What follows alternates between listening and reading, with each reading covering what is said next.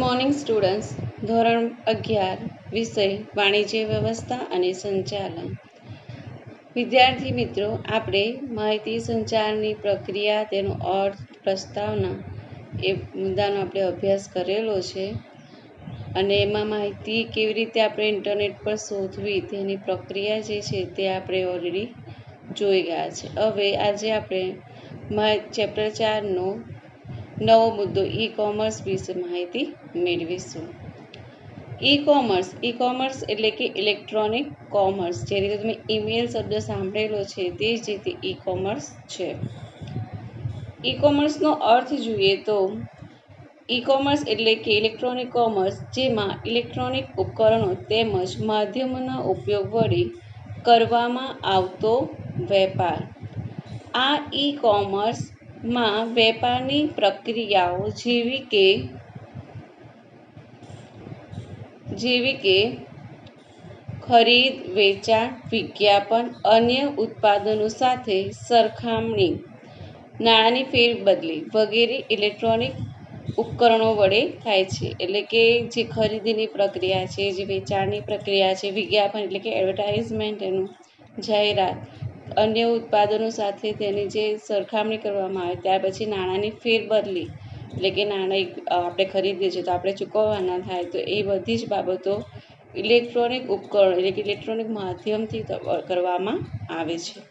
તો આના માટે શાનો ઉપયોગ કરવામાં આવે છે? તો આ માટે ઇન્ટરનેટ, કોમ્પ્યુટર નેટવર્ક, ઈમેલ સેવા, bank credit card, debit card જેવા માધ્યમોનો ઉપયોગ કરવામાં આવે છે. ઈ કોમર્સના કારણે ધંધાકીય એકમો દ્વારા ખરીદ, વેચાણ, માલની ડિલિવરી તથા નાણાંની ચૂકવણી જેવા કાર્યો સરળ બન્યા છે. હવે ઈ કોમર્સનું જો તમને સીધું ઉદાહરણ આપું તો આપણે ઓનલાઈન જે ખરીદી કરીએ છીએ, ઘરે બેઠા ખરીદી કરીએ છીએ, એ ઈ કોમર્સનું ઉદાહરણ છે. હવે ખરીદ, વેચાણ, માલની ડિલિવરી એટલે કે માલને પહોંચાડવું, ત્યાર પછી નાણાંની ચૂકવણી કરવી વગેરે કાર્યો કે છે કે વધારે સરળતાથી કરી શકાય છે. પરિણામે વસ્તુનું ઉત્પાદન ખર્ચ અને વેચાણ વિતરણ ખર્ચ પણ ઓછા થયા છે. એટલે કે વસ્તુનું ઉત્પાદન કરે એનું મેકિંગનો જે ખર્ચ થાય છે તેમાં ઘટાડો થાય છે, પ્લસ વેચાણ વિતરણ ખર્ચ એટલે કે વેચાણ કર્યા પછી એને પહોંચાડવાનો જે ખર્ચ થતો હોય છે તે ખર્ચમાં ઘટાડો થાય છે. ગ્રાહકોને ખરીદી કરવામાં લાગતો સમય અને ખર્ચમાં પણ ઘટાડો થાય છે. હવે એ તમને એક સીધું ઉદાહરણ આપવાનું કે આપણે કોઈ વસ્તુ લેવા માટે જ્યારે બજારમાં જઈએ છીએ એટલે કે માર્કેટમાં જવું હોય તો આપણે ત્યાં જવા માટેનો સમય થાય છે, સમય પણ વધારે લાગશે, પ્લસ ત્યાં જઈને ત્યાં જવા માટેનો જે ખર્ચ છે એ પણ થતો હોય છે. તો અહીંયા ઈ કોમર્સના લીધે આપણા બંને જો એક સમય ઘટે છે, આપણો સમય ઓછો થશે અને પ્લસ જે ખર્ચ છે એમાં પણ ઘટાડો થતો હોય છે. એટલે કે ઈ કોમર્સના ઘણા બધા ફાયદાઓ રહેલા છે. ઈ કોમર્સને કારણે પરંપરાગત વ્યવસાયની પદ્ધતિઓની તુલનામાં ખરીદ વેચાણની સમગ્ર પ્રક્રિયા ખૂબ જ સરળ અને ઝડપી બની છે. ઈ કોમર્સની મદદથી કોઈપણ સમયે અને સ્થળેથી વ્યવસાય કરી શકાય છે. એટલે કે કોઈપણ જગ્યાએથી આપણે આ વ્યવસાય કરી શકીએ છીએ. ઇન્ટરનેટના કારણે બજાર પ્રક્રિયા, વહેંચણી, ફોન, ટપાલ, છાપકામ જેવી અનેક પ્રવૃત્તિઓના ખર્ચમાં ઘટાડો થશે. તો આ શેના લીધે પોસિબલ બનશે? તો ઇન્ટરનેટના લીધે. ઈ કોમર્સને કારણે માલની ખરીદી કે વેચાણ માટે વેપારીએ લાંબુ અંતર કાપવું પડતું નથી. એટલે કે જે વેપારી છે, જે વેપાર કરી રહ્યો છે, એને કહે છે કે લાંબા અંતર સુધી જવું પડતું નથી. પરિણામે પરિવહનના સમય અને ખર્ચમાં ઘટાડો થાય છે. ઈ કોમર્સ વધુ સારી અને ત્વરિત ગ્રાહક સેવા પૂરી પાડે છે. ઇન્ટરનેટ દ્વારા માહિતી સંચારની પ્રક્રિયા ઝડપથી થાય છે. ગ્રાહક સાથે સરળતાથી સંવાદ થતો હોવાથી ઉત્પાદનની કિંમત, માલની ગુણવત્તા તથા અન્ય પ્રશ્નોના ઉકેલ સરળતાથી મેળવી શકાય છે. ત્યાર પછી જે વસ્તુ સંબંધિત સેવા કે મુશ્કેલીનું નિવારણ પણ ઝડપથી શક્ય બન્યું છે. એટલે કે ઈ કોમર્સના કારણે કહે છે કે વધારે સારી રીતે સહેલાઈથી જે તે વસ્તુ છે એને વસ્તુનું માર્કેટ પણ મળી રહે છે અને ગ્રાહકો પણ મળી રહેતા હોય છે. હવેનું કાર્યક્ષેત્ર જોઈએ તો ઈ કોમર્સનું કાર્યક્ષેત્ર. ઈ કોમર્સમાં સમાવિષ્ટ પક્ષ અને તેમાં પૂરી પાડવામાં આવતી પ્રવૃત્તિઓ તથા સેવાઓના આધારે ઈ કોમર્સ સેવાઓનું કાર્યક્ષેત્ર નીચે પ્રમાણે છે. એટલે કે એમાં 4 કાર્યક્ષેત્રના આપણને પોઈન્ટ્સ આપેલા છે. તો પહેલું છે ધંધાથી ગ્રાહક એટલે કે બિઝનેસ ટુ કસ્ટમર. બીજું છે ધંધાથી ધંધો તો બિઝનેસ ટુ બિઝનેસ. ગ્રાહકથી ગ્રાહક એટલે કે કસ્ટમર ટુ કસ્ટમર અને ગ્રાહકથી ધંધો એટલે કસ્ટમર ટુ બિઝનેસ. સૌથી પહેલું આપણે પહેલો મુદ્દો જોઈશું તો ધંધાથી ગ્રાહક. આમાં એક છેડે વેપારી અને બીજા છેડે ગ્રાહક હોય છે. એટલે કે એક છેડે વેપારી છે અને સામા છેડે એનો કસ્ટમર છે. ઇન્ટરનેટ દ્વારા વેબસાઇટના ઉપયોગથી જે વેપારી ગ્રાહકોને તેમના ઉત્પાદનો કે સેવાઓનું વેચાણ કરે છે તેનો આ પ્રકારમાં સમાવેશ થાય છે. હવે જે અહીંયા વસ્તુનું વેચાણ કરવામાં છે ઉત્પાદનો અથવા સેવા તેનો આ પ્રકાર ગ્રાહકો કોઈપણ સ્થળેથી કોઈપણ સમયે પસંદગીની વસ્તુઓ ખરીદવા માટેનો ઓર્ડર આપી શકે છે. અહીંયા કે છે કે આપણે જે તે વસ્તુ ખરીદવી હોય તેનો આપણે ઓર્ડર આપી શકીએ છીએ. વેચનાર પોતાની વસ્તુનું કોઈ પણ મધ્યસ્થી વગર સીધું જ વેચાણ કરે છે. ત્યાં અને ખરીદનાર એક સ્વતંત્ર ગ્રાહક છે. ઓનલાઈન ખરીદી એટલે કે જે આપણી વેબસાઇટો પરથી ખરીદી કરે છે. એક્ઝામ્પલ તરીકે એમેઝોન છે, સ્નેપડીલ છે, જેના દ્વારા આપણે ઓનલાઈન ખરીદી કરતા હોઈએ છીએ તેનું ઉત્તમ ઉદાહરણ છે કે જ્યાં વેપારી છે એ સીધે તેના કસ્ટમરને વેચાણ કરતો હોય છે. અહીંયા કોઈ પણ મધ્યસ્થી હોતો નથી. આ પ્રક્રિયામાં ખરીદ વેચાણ ઝડપથી અને સરળતાથી થતું હોવાથી ખૂબ જ પ્રચલિત પણ છે. વસ્તુના છૂટક વેચાણ ઉપરાંત બિઝનેસ ટુ કસ્ટમરમાં ઓનલાઈન બેન્કિંગ, પરિવહન સુવિધાઓ જેવી અનેક સેવાઓનો સમાવેશ કરવામાં આવ્યો છે. જે પરિવહનની સુવિધાઓ છે તેનો પણ આ જ કાર્યક્ષેત્રની અંદર સમાવેશ કરવામાં આવેલો છે. ઓનલાઈન બેન્કિંગ પણ બિઝનેસ ટુ કસ્ટમરનું એક ઉદાહરણ છે. તેનો બીજો મુદ્દો છે ધંધાથી ધંધો. આ પ્રકારમાં સામેલ બંને પક્ષો ધંધાદારી એકમો કે વ્યવસાયી હોય છે. આજના સ્પર્ધાત્મક યુગમાં ધંધાદારી એકમોએ એકબીજા પર અવલંબિત રહેવું પડે છે. અવલંબિત એટલે કે આધારિત રહેવું પડે છે. બિઝનેસ ટુ બિઝનેસ વેપાર આ અવલંબનને સરળ અને વધુ અસરકારક બનાવે છે. પોતે પુરવઠાકાર, વિતરક કે અન્ય મધ્યસ્થીઓ સાથે ઈ સંબંધની સ્થાપના કરે છે. એટલે કે જે ધંધાદારી વ્યક્તિઓ છે એકબીજા સાથે કે છે કે ઈ સંબંધની સ્થાપના કરે છે. એટલે કે એકબીજાના નજીક હોય છે અને એકબીજાને હેલ્પફુલ બનતા હોય છે. સામેલ થયા વ્યવસાયીઓ વચ્ચે વધુ પારદર્શકતાને કારણે વધુ કાર્યક્ષમતા પ્રાપ્ત કરી શકાય છે. બિઝનેસ ટુ બિઝનેસની મદદથી વેપારીઓની સામાન્ય વ્યવસાયિક પ્રવૃત્તિઓ જેવી કે પુરવઠાનું વ્યવસ્થાપન, માલના જથ્થાની યાદીનું વ્યવસ્થાપન, ચૂકવણીનું વ્યવસ્થાપન વગેરેનું કાર્યક્ષમતામાં વધારો થાય છે. એટલે કે જો માનો કે કોઈ એક બિઝનેસમેન છે જેની પાસે જે તે વસ્તુનું ઉત્પાદન કરતો હોય અને પુરવઠો ન હોય તે અન્ય ધંધાદારી વ્યક્તિ પાસેથી તે ખરીદી શકે છે. એટલે કે એની પાસેથી લઈ શકે છે અને એનું વેચાણ પણ કરી શકે છે. નંબર 3 છે ગ્રાહકથી ગ્રાહક એટલે કે કસ્ટમર ટુ કસ્ટમર.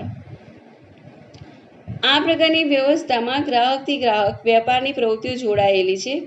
વેબસાઇટ પર ઇન્ટરનેટનો ઉપયોગ કરતા વેચનાર કે ખરીદનાર બંને ગ્રાહક બને છે. એટલે કે કહેવાનો મતલબ એ છે કે માનો કે કોઈ એક વ્યક્તિ છે જે બિઝનેસ એ ધંધાદારી વ્યક્તિ છે પણ એ વેબસાઇટ પરથી પોતે ખરીદે છે અને ત્યાર પછી એને ફરીથી એને વેચે છે એટલે કે રીસેલ કરે છે. તો એ પણ એક અહીંયા ગ્રાહકથી ગ્રાહકનું ઉદાહરણ થશે. કોઈ પણ મધ્યસ્થી વિના ગ્રાહકોને ખરીદ વેચાણની ઓનલાઈન સુવિધા પ્રાપ્ત થાય છે. આ પ્રકારનું ઉદાહરણ હરાજીની સાઇટ ઈ ઓક્શન છે. જો ગ્રાહક કે કોઈ વસ્તુ વેચવી હોય તો તે વસ્તુ હરાજીની સાઇટ પર યાદી સ્વરૂપે મૂકે છે. અન્ય વ્યક્તિઓ તેની બોલી લગાવે છે. ઊંચી કિંમત આપનાર વસ્તુની ખરીદી કરે છે. આ ઉપરાંત બીજા પણ ઉદાહરણ છે OLX.com, Quikr.com માં વેચનાર ગ્રાહક પોતાની વસ્તુની માહિતી અને વેચાણ કિંમત જાહેર કરે છે અને ખરીદનાર તેની સાથે વાટાઘાટો થયા પછી ખરીદ વેચાણની પ્રક્રિયા થતી હોય છે. ત્યાર પછી છે ગ્રાહકથી ધંધો.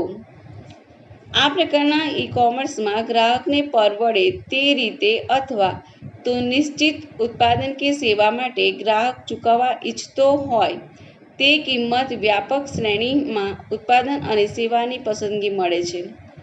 આ પ્રકારની સેવાઓ કે ઉત્પાદન કરતા ધંધાકીય એકમો ઉત્પાદન કે સેવા માટે પોતાની વેચાણની શરતો અને કિંમત જણાવે છે. બરાબર. આ પદ્ધતિ ભાવતાલમાં થતો સમયગાળો ઘટાડે છે તથા ગ્રાહકની ધંધાકીય એકમ બંનેની પરિવર્તનશીલતામાં વધારે છે. આ પ્રક્રિયામાં ગ્રાહક દ્વારા ચૂકવણી નક્કી કરવામાં આવે છે. એટલે ગ્રાહક છે એ પહેલાં કેવી રીતે ચૂકવણી કરશે તે નક્કી કરે છે.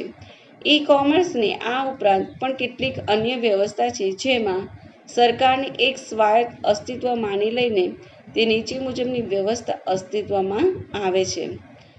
તેના ઉદાહરણ છે સરકારથી વ્યવસાય, સરકારથી નાગરિક અને સરકારથી સરકાર. હવે ઈ કોમર્સના સફળ બનાવવા માટે કે એના અમલ માટે કયા કયા સાધનો જરૂરી છે તે આપેલું છે આપણને. કોઈ પણ ધંધો શરૂ કરવા માટે પ્રાથમિક તબક્કે મૂડી, માનવ સંસાધન અને યંત્રોની જરૂર પડે છે. એટલે કે આપણે કોઈ પણ ધંધો જો શરૂ કરવો હોય તો જેનો પ્રાથમિક બેઝ છે, પ્રાઇમરી રિક્વાયરમેન્ટ છે તે મૂડી છે, માનવ સંસાધન એટલે કે એના કર્મચારીઓ છે અને ત્યાર પછી છે યંત્રો. જ્યારે ઈ કોમર્સમાં ઉપયુક્ત જણાવ્યા ઉપરાંત સંસાધનોની જરૂર રહે છે, જેમાં વેબસાઇટ, બરાબર, એટલે કે વર્લ્ડ વાઇડ વેબ, જે પણ ધંધો છે પોતાની વેબસાઇટ હોવી જરૂરી છે. તો આપણે તેનો અભ્યાસ કરીશું. વેબસાઇટને વિકસાવવી, તેનું સંચાલન કરવું, જાળવણી કરવી અને સંવર્ધિત કરવી. એટલે કે એને પહેલાં વેબસાઇટને બનાવવી પડે છે, તેનું સંચાલન કાર્ય કરવું પડે છે, તેને જાળવવી પડે છે અને એને સંવર્ધિત પણ કરવી પડે છે. વેબસાઇટમાં વેબ એટલે કે www વર્લ્ડ વાઇડ વેબ, જ્યારે સાઇટ એટલે કે સ્થળ. બરાબર. સાદી ભાષામાં વેબસાઇટ એ વર્લ્ડ વાઇડ વેબ પરનું પેઢીનું સરનામું થશે. એટલે કે જે તે ધંધો છે, જે બિઝનેસ છે તેનું એ સરનામું બને છે. અલબત્ત વેબસાઇટ એ કોઈ ભૌતિક ભૌગોલિક સરનામું નથી. એટલે કે કોઈ સ્થળનું એ પાકું સરનામું છે નહીં, પરંતુ તે પેઢી દ્વારા પૂરી પાડવામાં આવતી તમામ સામગ્રીનું ઓનલાઈન ઉપલબ્ધ હોય તેવું એક સંકલિત સ્વરૂપ છે. હવે નંબર બીજો છે ઇન્ટરનેટ જોડાણ ધરાવતું કોમ્પ્યુટર. ઈ કોમર્સમાં જે વેપારી કે ગ્રાહકો ખરીદ વેચાણ કે અન્ય ધંધાકીય પ્રવૃત્તિઓમાં જોડાય તે માટે તેઓમાં કમ્પ્યુટર્સ ઇન્ટરનેટ નેટવર્કથી જોડાયેલા હોવા જોઈએ. એટલે કે ઇન્ટરનેટ હોવું આવશ્યક છે. નંબર 3 છે ક્રેડિટ કાર્ડ અને ડેબિટ કાર્ડ. ઈ કોમર્સમાં ખરીદ વેચાણ કરતા વેપારીઓ એકબીજાથી પરિચિત હોતા નથી. આથી બંને વચ્ચેની નાણાકીય લેવડ દેવડના પ્રશ્નો ઊભા થાય છે. ખરીદ કરનાર ખરીદી પહેલાં નાણાં આપતા જોખમ અનુભવે છે, જ્યારે વેચનાર નાણાં મળ્યા પહેલાં માલ આપતા જોખમ અનુભવે છે. આ સમસ્યા ક્રેડિટ અથવા ડેબિટ કાર્ડ દ્વારા દૂર કરવામાં આવે છે. આ કાર્ડ દ્વારા ચૂકવણી એવી રીતે થાય છે કે ચૂકવણીના આદેશ પછી 7 દિવસ સુધીમાં ચૂકવણી અટકાવી શકાય છે. આમ આ કાર્ડ્સ પણ ઈ કોમર્સના વ્યવહારમાં અગત્યનું સાધન છે. એટલે કે જે ચૂકવણી કરવામાં આવતી હોય છે, જનરલી ઓનલાઈન જે ખરીદ વેચાણ થતું હોય છે, તેમાં ક્રેડિટ કાર્ડ અને ડેબિટ કાર્ડનો ઉપયોગ થતો હોય છે. હવે એના પછી છે 9 પોઈન્ટ ઓનલાઈન વ્યવહારો. તેના મુખ્ય 3 મુદ્દા છે: પૂર્વ ખરીદી વેચાણનો તબક્કો, ખરીદ વેચાણની શરતો અને માલ અથવા નાણાંની ચૂકવણી. તો સૌથી પહેલાં જે ખરીદ વેચાણનો જે તબક્કો હોય છે, જેમાં જાહેરાત કે માહિતી પ્રાપ્ત કરવામાં આવે છે. ત્યાર પછી ભવિષ્યમાં કંઈક ભાવ નિર્ધારણની જે શરતો છે તેનો સમાવેશ શરતોમાં કરવામાં આવે છે. અને જે ચૂકવણી કરવામાં આવે છે, તો પહેલા અને બીજા તબક્કામાં માહિતીનો પ્રવાહ સંકળાયેલો છે,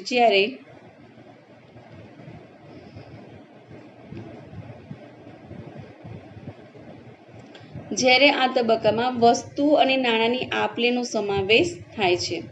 ઇન્ટરનેટના માધ્યમ દ્વારા ઓનલાઈન વ્યવહાર કરવામાં આવે તો પ્રક્રિયા ઝડપી અને ઓછા ખર્ચે થતી હોય છે.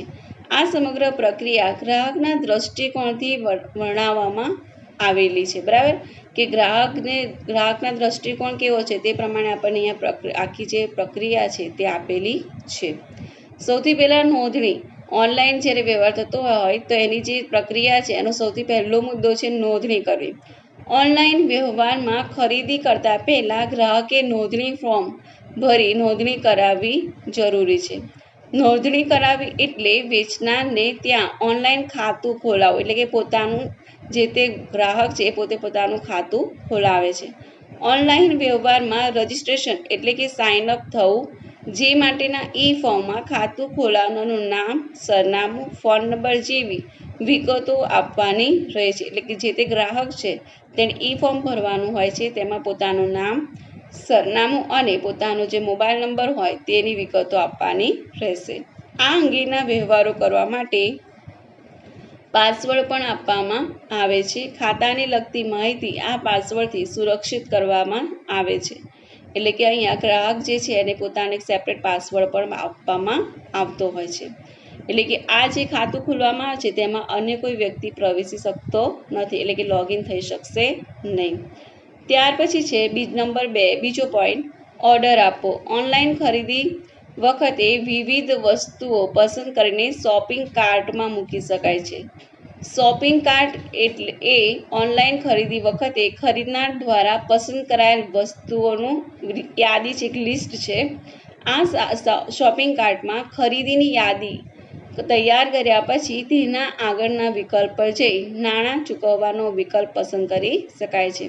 એટલે કે જે તે ગ્રાહક છે, જે વ્યક્તિ છે તે પહેલાં નોંધણી કરાવશે, ત્યાર પછી પોતાનો ઓર્ડર આપશે અને એનું જે શોપિંગ કાર્ટ છે એમાં પોતાની વસ્તુઓનું જે લિસ્ટ છે તે મૂકે છે અને પોતે યાદી તૈયાર કર્યા પછી નાણાં ચૂકવવાનો જે વિકલ્પ હોય તે પસંદગી કરવામાં આવતી હોય છે.